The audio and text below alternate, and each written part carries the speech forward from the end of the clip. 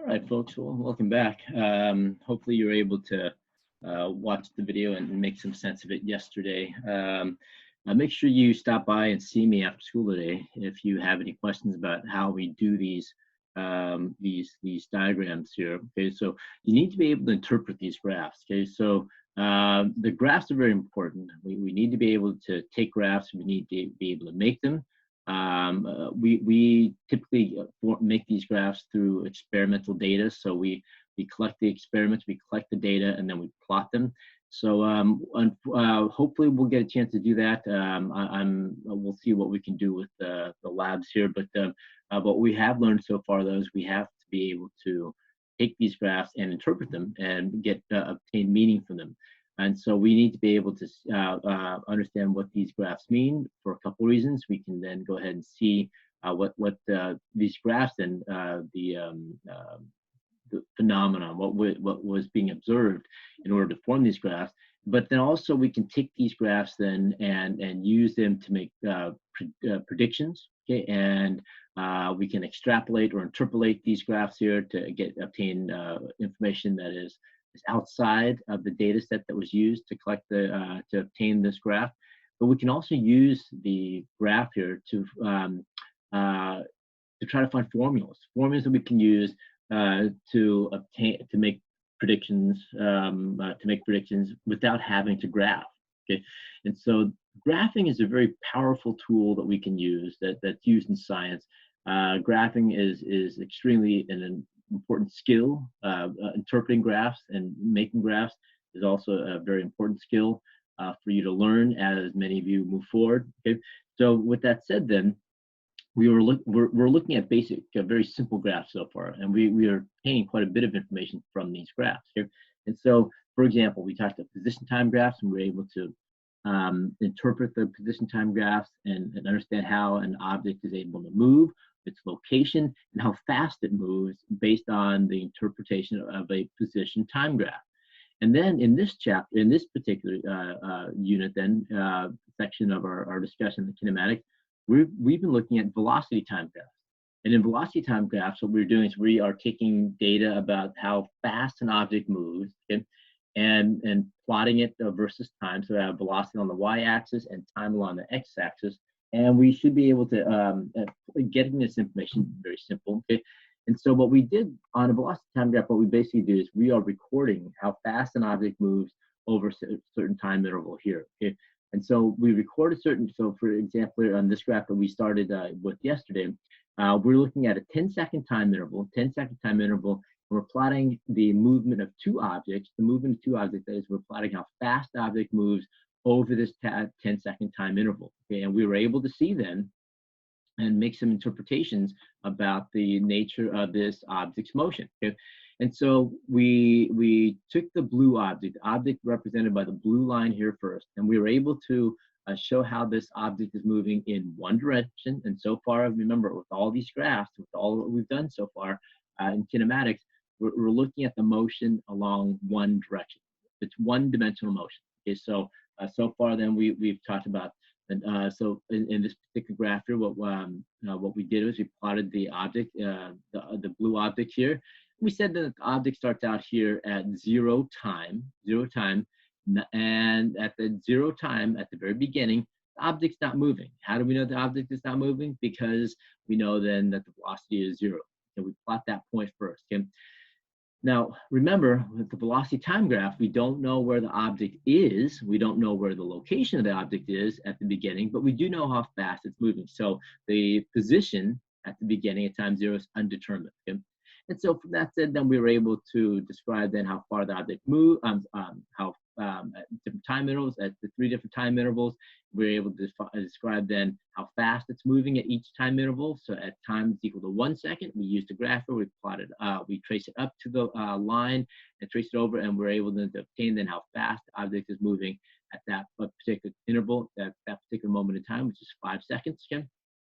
So we did the same thing for the next second interval. So by the for between 2 and 3 seconds, we were able to trace then how fast it moves for at 2 seconds at 10 meters per second here, doing the same thing. We trace it up and trace it over. Okay. And then we were able to describe then the change in speed from 0 to 1 and from 1 to 2. Okay, and so that change in speed then, remember, is always going to be then a slope. And we talked about this. The slope in this particular graph here gives us the change in speed. And that slope then, remember, is the change in the change in speed over that change in time interval. And so we were able to calculate here for that change in speed for the first time interval here. And that we saw then that that change in speed represents the acceleration, okay, and the slope then also represents the acceleration. And so therefore we're able to see then that the acceleration then for the first time interval is 5 meters per second. We did the same thing for the second time interval here. So we looked between 1 and 2 seconds, and we calculated for the slope between 1 and 2 seconds. And we also found then that acceleration, that slope is also 5 meters per second squared. And so we saw then that the change in speed, which is acceleration, is same for all of these time intervals. Okay, so since this is a straight line that we saw, then we were able to predict by extrapolation, okay, between 2 and 3 seconds. Though we don't have it on our graph here, we can use this graph to predict then what the acceleration will be for the time interval between 2 and 3 seconds. Okay, and that's, again, that's the power of graphing. Okay, and so we were able to see then that the acceleration there was also going to be 5 seconds, and from that then we were able to conclude then that the acceleration here is going to be constant. The acceleration is constant, so make sure you keep that in mind. The acceleration is constant. The velocity, which means then the velocity is constantly changing. So constant non-zero acceleration. So what we said then is that the acceleration here for every time interval, since this is a straight line based on what we have here, we continue to stretch it out beyond this point here. Since this is a constant non-zero acceleration, the object will be speeding up constant. And we know that for a couple reasons. First of all, that this graph here is depicts then a positive slope, that the velocity is continuing to increase as we go through the time here. And so we know that the object can be speeding up based on that. But furthermore, we know that this object, because it's undergoing constant non-zero acceleration, okay, because the acceleration will always be positive, and if we calculated here, as we calculated here, the acceleration will always be positive. And since the velocity is always on the positive end here of the graph, we know that since both values are positive, that the object will continue to speed up.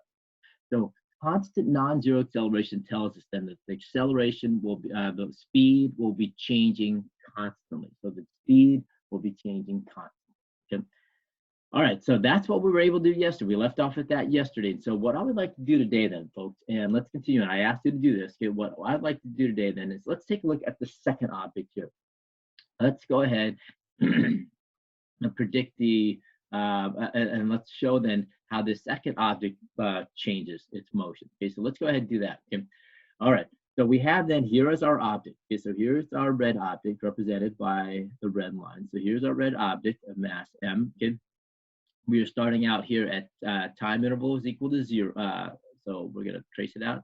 Moving along then the positive x-axis again. So again, one-dimensional motion, positive towards the right, negative towards the left. Okay, so that's all we know about position, basically the direction, and that's it. Okay, and so here we're going to start out as time interval is equal to 0. Okay, the time is equal to 0 here. As times t is equal to 0, we see then that the velocity of the object at time equal to 0, which is v naught, is going to be 0 meters per second.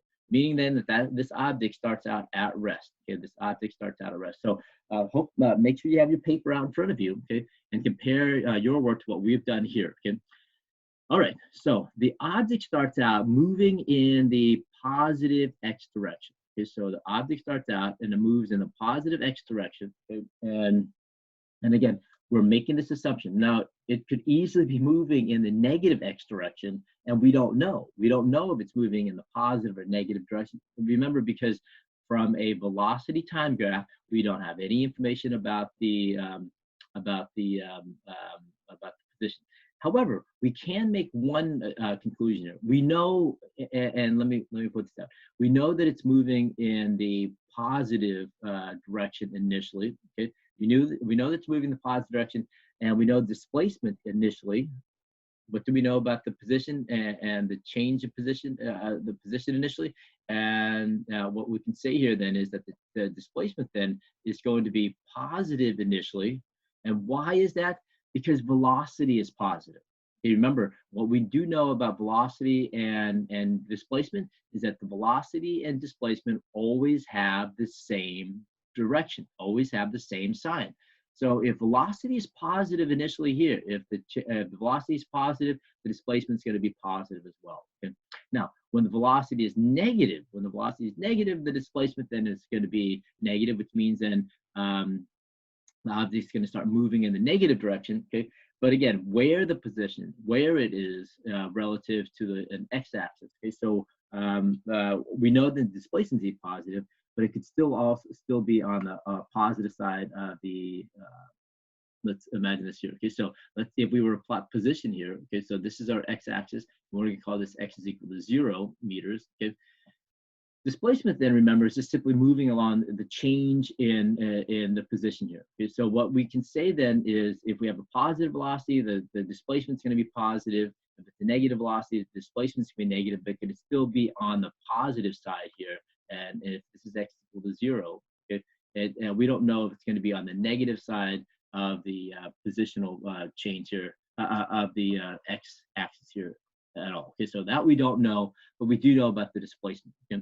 All right, so with that said, then let's go ahead then and let me erase this so I can continue on. So just keep this in mind. We can get some basic information about position from a velocity time graph, but we can't get exact positional information from the velocity time graph. We need a position time graph in order to get that done.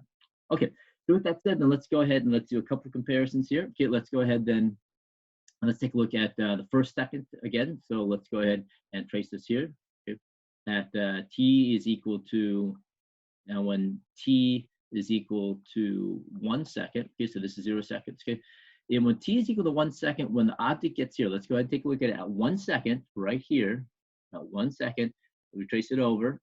Okay, at 1 second, the object has a velocity, okay, at 1 second, of 2 meters per second. Okay, so at 1 second here, at the 1 second time interval, okay, we have then the object moving at 2 meters per second. Okay, and so we can go ahead and do the same thing here. And if you can follow to 2 seconds here, okay, and let's just go ahead and do this here. Okay, at 2 seconds, let's go ahead and follow through with the next one here. Okay. At time interval is equal to 2 seconds. Okay, so we'll call this V2. Okay, at 2 seconds, the object has a velocity of 4 meters per second. Okay, so let's go ahead then and let me ask you to do this. What is then the acceleration for the first time interval here? Okay, and what is the acceleration for the second time interval here? So let's go ahead and let's do this here, and I'm going to work this out for you. Let's do the first one. The acceleration for the first time interval then is going to be then the rise over the run. Okay, so let's go ahead and do this. We have then the 2 meters per second. So that's the final velocity, 2 meters per second, minus the initial velocity of 0 meters per second, all over the time interval of 1 second, okay, which is going to give us a acceleration of then of 2 meters per second squared. Okay, let's go ahead and do the same thing for the second acceleration. Okay, so a 2 then is going to be then 4 meters per second, which is the final velocity, minus the initial velocity of 2 meters per second. Okay, time interval here is going to be 2 seconds. Final time, okay, and then initial time is going to be 1 second. That's going to be our change in time. Okay, and we're going to see here then that the acceleration is also going to be 2 meters per second squared. Okay, and so we can see then, and we can just take this information from the first line then, that from 0 to all the way to 4 seconds, from 0 to 4 seconds. Okay, I'm going to write it up here.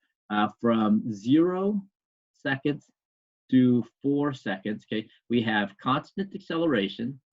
Okay, constant acceleration of 2 meters per second squared. Okay, so for the time interval from, let's go examine different time intervals here, from 0 to 4 seconds, since this slope here doesn't change from 0 to 4 seconds, we can assume that at any point along this slope here, any point along this slope, it will have a constant non-zero acceleration of 2 meters per second. Okay, and so you can please make sure you confirm that. Just go ahead and choose a third time interval here. Let's say between all the way to 4 seconds. Okay, at 4 seconds, the object is moving at a rate of 8 meters per second. Okay, and you're going to see then that the time interval there will also lead to a acceleration of 2 meters per second. So for the first time interval between 0 and seconds and 4 seconds, we have constant acceleration of 2 meters per second. Okay, now let's go ahead then. Let's jump forward in time here. Okay, and let's take a look at the time interval, the time interval between. Let's take a look at when it gets to 8 seconds. T is equal to, we're going to move forward a little bit, and so this is obviously not to scale, folks, here. So at T is equal to 8 seconds. So T is equal to, 4 seconds. I'm sorry, let me erase this. Okay. When time is equal to 4 seconds, so let's go ahead and take a look at this here. At time is equal to 4 seconds, okay? Okay. The speed then at 4 seconds, if we trace the line over, is 8. So at v is equal to 4 seconds. Okay. At v equals to 4, we have a speed of 8 meters per second. Okay. Now, let's jump forward then, and let's take a look at then at 7 seconds when t is equal to 7 seconds. Okay. At the 7 seconds at v7, the velocity there is going to be 8 meters per second. Okay. All right. So what I would like you to do is let's go ahead then, and I would like you to calculate for this third acceleration here, this third time interval here. So on your paper, okay, and take a couple minutes to do this, calculate for the acceleration for the time interval between 4 seconds and 7 seconds here. So go ahead and do that really quickly. Take about a minute to do that, and then I'll go over it with you. Okay, go ahead and calculate for the acceleration between 4 seconds and 7 seconds here. Okay. All right, let's go ahead and take a look at this, folks. So remember, acceleration is going to be the slope here, and I think everyone can get this already. The slope is going to be 0. We see that here, but let's calculate for it. Again, the slope is going to be rise over run, okay, which is going to be the change in velocity over the change in time. So v final then at 7 seconds here is going to be 8 meters per second. Okay.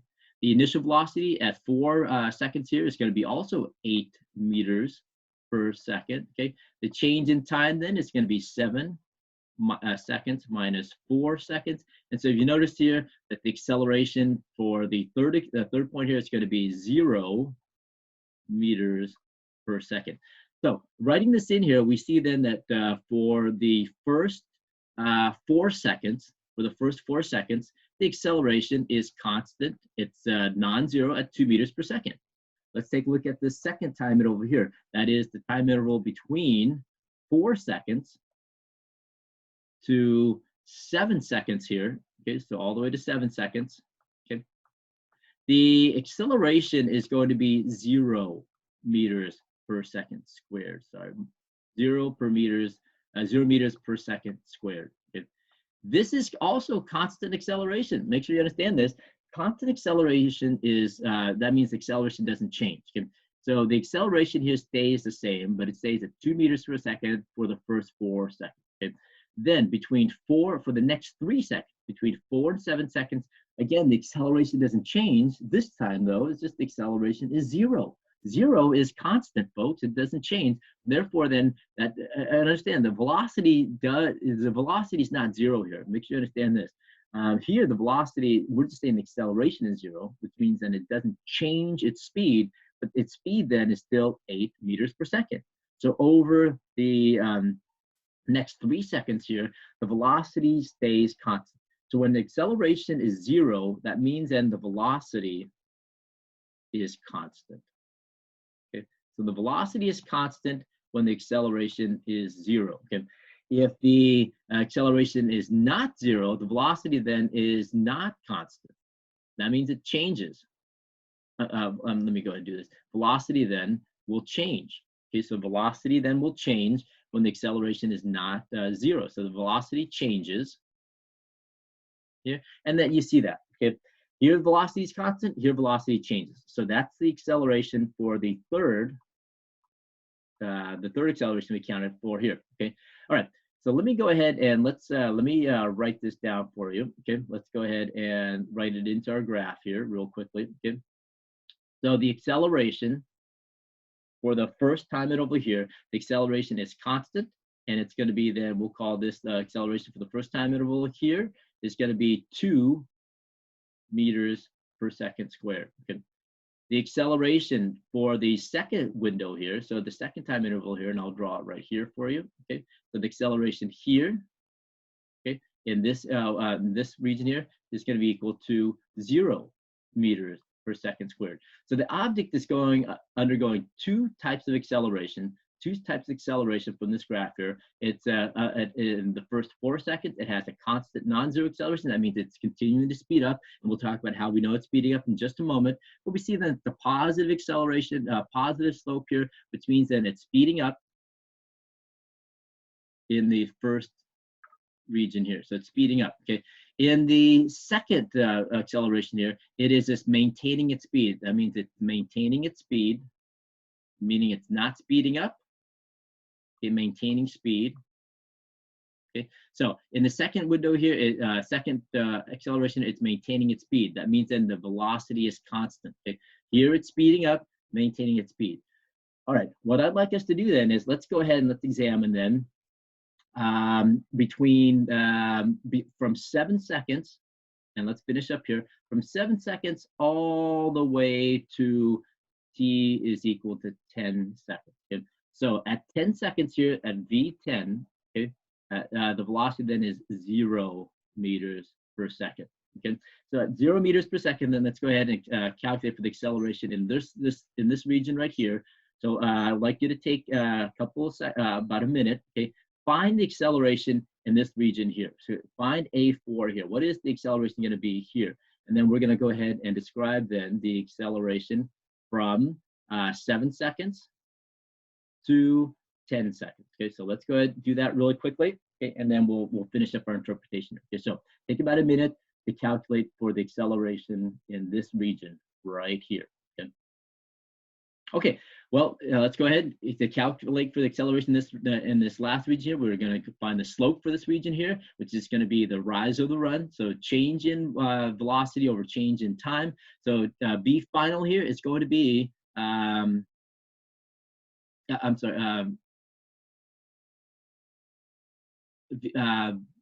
V final here is going to be 0 meters per second. The initial here is going to be, and we have here 8 meters per second. Okay. The T final is 10 seconds minus T initial here, which is going to be 7 seconds. Okay. All right.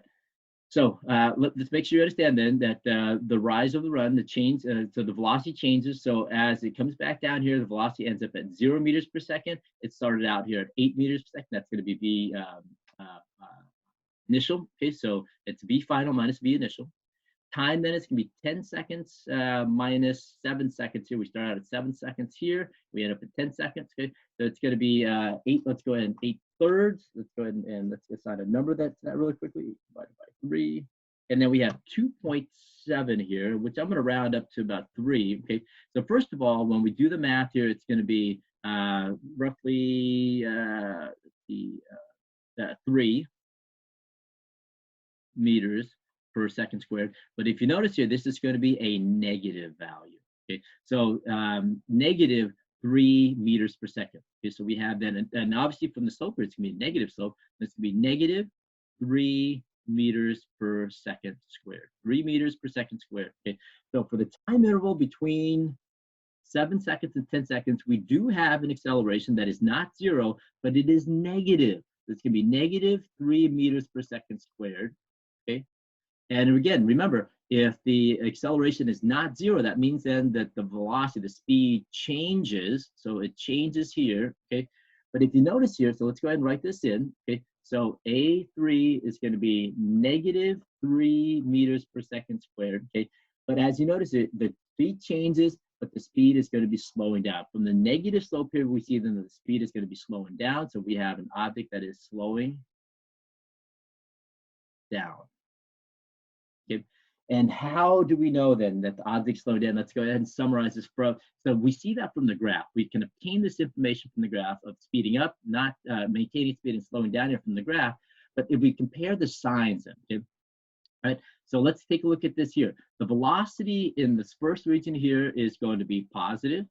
Okay, so everything here is always going to be positive. The velocity here is also going to be positive. Okay? And over here, the velocity still is positive. And I'm sorry, this should be negative here. The velocity here is still positive. So in region number one, so let's go ahead and summarize this here. In region number one, the velocity is positive.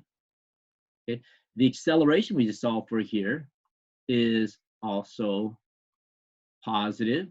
And then we learned then, remember, when acceleration and velocity both have the same sign, there it is. The object is speeding up, which is what we can confirm from our graph here. Okay? For region number two, velocity is positive, acceleration is 0. Okay, and so therefore, object is maintaining its speed. It's not speeding up, so it's maintaining its speed, maintaining speed. Okay. Okay. And then finally, in region number three, in this third region here, between 7 and 10 seconds, in this region here, the velocity is positive. So velocity is positive, but we just calculated for it. The acceleration is negative. And so therefore, when that's happening, the object slows down. Okay. And so what we can see here then is we have obtained all of this information from interpreting this graph. Folks, you have to be able to do this. I know this seems like a lot of work, but you can see then it becomes easier and easier as you do more of it.